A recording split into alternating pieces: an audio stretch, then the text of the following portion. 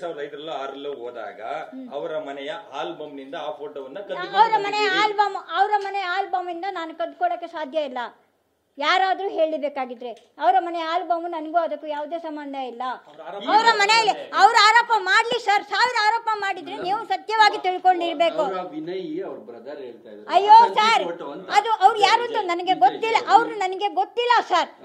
ದಯವಿಟ್ಟು ಅವ್ರು ಯಾರು, ಅವ್ರ ತಂಗಿ ಹೇಳಿದ್ರೆ ಒಂದೇ ರೀತಿ 7 ಜನ ಇರ್ತಾರೆ, ಒಂದೇ ರೀತಿ 7 ಜನ ಇರ್ತಾರೆ. ಅದನ್ನ ಅರ್ಥ ಮಾಡ್ಕೊಳ್ಳಿ. ನಾನು ಆವಾಗ ತೆಗೆದಿರುವಂತದ್ದು ಫೋಟೋ ಅದಕ್ಕೂ ಹೋಲಿಕೆ ಮಾಡಬೇಡಿ ದಯವಿಟ್ಟು. ನನ್ನ ಮಗಳು ಅವಳು ಅನನ್ಯ, ಹೌದು.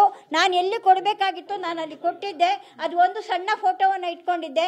ಅಲ್ಲಿಂದ ನಾನು ಕದ್ಕೊಂಡು ಬಂದಿದ್ದೀನಿ, ಇಲ್ಲಿ ಕದ್ಕೊಂಡು ಬಂದಿದ್ದೀನಿ ಅನ್ನುವಂಥದ್ದು ಅಪಪ್ರಚಾರ ಯಾರು ಮಾಡಬೇಡಿ.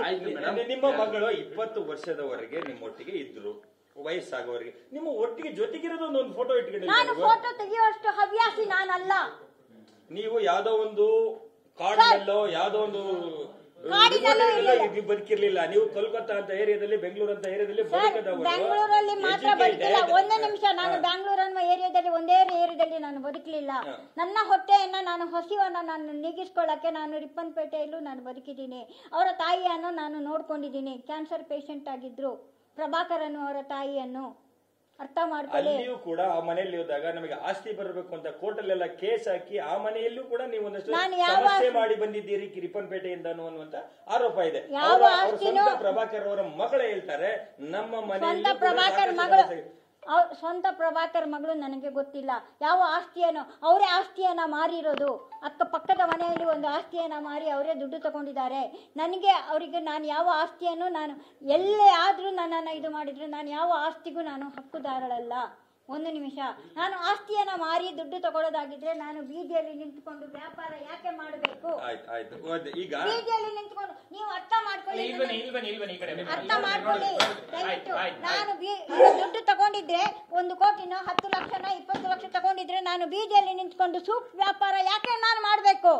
ಈಗ ಒಂದು 2 ತಿಂಗಳಿಂದ ಇತ್ತೀಚೆಗೆ ನಿಮ್ಮನ್ನ ಧರ್ಮಸ್ಥಳಕ್ಕೆ ಬಂದು ಕಂಪ್ಲೇಂಟ್ ಕೊಡಿ ಅಂತ ಉತ್ತೇಜಿಸಿದವರು ನಂಗೆ ಯಾರು ಉತ್ತೇಜಿಸಲಿಲ್ಲ.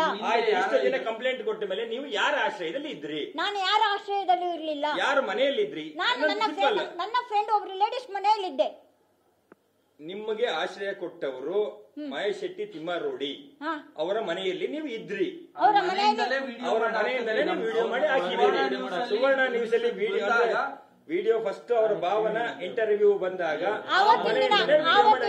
ಆವತ್ತಿನ ದಿನ ನಾನು ಹೋಗಿದ್ದು ಹೌದು. ಅದನ್ನು ನಾನು ಓಪನ್ ಆಗಿ ಹೇಳ್ತೇನೆ. ಅವರ ಮನೆಯಲ್ಲಿ ಇದ್ದೆ. ಅವರಿಗೆ ಇಂಟ್ರೆಸ್ಟ್ ಏನು? ಅವರು ನನಗೆ ಆಶ್ರಯ ಕೊಡ್ತೀನಿ ಅಂತ ಹೇಳಿಲ್ಲ. ಅವರ ಆಶ್ರಯದಲ್ಲಿ ತಿಮ್ಮಾರೆಡ್ಡಿ ಮನೆಯಲ್ಲಿ ಇದ್ರಿ ಅಂತ ಎಷ್ಟು ದಿವಸದಿಂದ ಇದ್ರಿ? ಅವರ ಆಶ್ರಯದಲ್ಲಿ ಎಷ್ಟು ದಿನ ಇದ್ರಿ? 4 ದಿನ ಇದ್ದೆ. 4 ವಿಡಿಯೋ ಬರೋಕ್ಕಿಂತ ಮುಂಚೆ 4 ದಿವಸ ಇದ್ರಿ. ಹೌದು. ವಿಡಿಯೋ ಮಾಡಿದ್ದು ಅವ್ರ ಮನೆ. ನಾನು ಇಲ್ಲಿಂದ ಹೋದ್ನಲ್ಲ, ಇಲ್ಲಿಗೆ ಬಂದು ನಾನು ಮೊನ್ನೆ ಲಾಸ್ಟ್ ಶನಿವಾರ ನಾನು ಅಲ್ಲಿಗೆ ಹೋಗಿದ್ದೆ. ಇಲ್ಲಿಂದ ಓಡಿ ಹೋಗಿದ್ದಾಳೆ ಸುಜಾತಾ ಭಟ್ ಅಂತ ಒಂದು ಪಬ್ಲಿಸಿಟಿ ಮಾಡಿದ್ರು. ನಾನು ಅಲ್ಲಿ ಇದ್ದೆ ಆ ಟೈಮಲ್ಲಿ.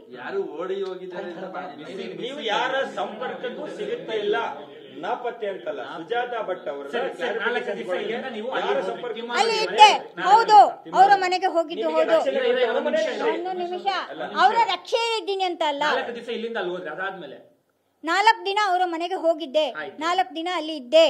ಆಯ್ತಾ? ಅಲ್ಲೇ ನಾನು ಸುಜಾತಾ ಒಟ್ಟು ಓಡಿ ಹೋಗಿದ್ದಾಳೆ ಅನ್ನುವಂತ ಏನೋ ಒಂದು ಮಾಹಿತಿ ಬಂದಿದ್ದಕ್ಕೆ ಲಾಯರ್ ಹೇಳಿದ್ರು, ಒಂದು ಕ್ಲಾರಿಫಿಕೇಶನ್ ಕೊಡಿ, ಎಲ್ಲೂ ಓಡಿ ಹೋಗ್ಲಿಲ್ಲ ಅಂತ ಹೇಳಿ ಒಂದು ಇದನ್ನ ಕೊಟ್ಟರು. ಅಲ್ಲಿ ಇದ್ದೆ ನಾನು, ಅಲ್ಲಿ ಇದ್ದೆ. 1 ನಿಮಿಷ, ಅಲ್ಲಿ ಇದ್ದೆ ನಾನು. ಹೌದು, ಅದು ಕರೆಕ್ಟ್ ಆಗಿ ನಾನು ಹೇಳ್ತೇನೆ. ನಂಗೆ ಸುಳ್ಳು ಹೇಳಿ ನಂಗೇನು ಆಗ್ಬೇಕಾಗಿಲ್ಲ. ಅಲ್ಲಿಂದ ನಾನು ವಾಪಸ್ಸು ನನ್ನ ಫ್ರೆಂಡ್ ಮನೆಗೆ ಬಂದಿದ್ದೀನಿ. ಮಂಗಳೂರಲ್ಲ, ಇಲ್ಲ ಬೆಳ್ತಂಗಡಿನ, ಇಲ್ಲ ಇದಕ್ಕ ಯಾವ ಊರಿಗೆ ಹೋದ್ರು? ಯಾವ ಊರಿಗೆ ಹೋಗಿದ್ರಿ? ಯಾರು ಮನೆಯಲ್ಲಿ ಹೋದ್ರಿ? ಅಟ್ಲೀಸ್ಟ್ ರಾಜ್ಯ ಹೇಳ್ತಾ ಇದೆ. ನಾನು ಯಾರದು ತಿಮ್ಮರೋಡೆ ಮನೆಯಲ್ಲಿ 4 ದಿನ ಇದೆ. ಅಲ್ಲಿಂದ ನಾನು ಬಂದೆ. ಅಲ್ಲಿಂದ ನನ್ನ ಫ್ರೆಂಡ್ ಒಬ್ಳು, ಅವರ ಮನೆಯಲ್ಲಿ ನಾನಿದ್ದೆ. ಇನ್ನು ಅದನ್ನ ನಾನು ಅವರಿಗೆ ಅವರ ಹೆಸರನ್ನೆಲ್ಲ ನಾನು ಎತ್ತಕ್ಕೆ ನನಗೆ ಇಷ್ಟ ಇಲ್ಲ. ಇಲ್ಲ, ಅವ್ರು ಯಾರು ನನಗೆ ಬ್ರೈನ್ ವಾಶ್ ಮಾಡಿಲ್ಲ. ದಯವಿಟ್ಟು ಅರ್ಥ ಮಾಡ್ಕೊಳ್ಳಿ. ಯಾರಾದ್ರೂ ಬ್ರೈನ್ ವಾಶ್ ಮಾಡಿ